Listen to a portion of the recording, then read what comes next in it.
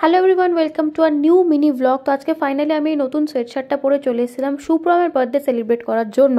আর যেহেতু আমি অফিস থেকে এসেছিলাম ওই জন্য এসে দেখলাম যে অনেক রাত হয়ে যাওয়া সত্ত্বেও এরা এখনও কিছু ডেকোরেশন কমপ্লিট করে উঠতেই পারেনি।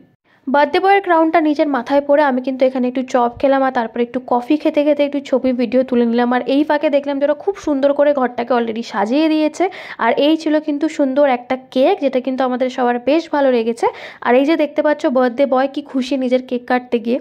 বার্থডে বয়কে স্নো স্প্রেতে স্নান করিয়ে কিন্তু তারপরে আমরা সবাই মিলে কেকটা একটু ট্রাই করে দেখলাম। আর কেকটা বেশ ভালো ছিল। আর আমি একটু চিপস দিয়েও ট্রাই করেছিলাম। তারপরে একটু নিজেরা একটু ছবি তুলছিলাম।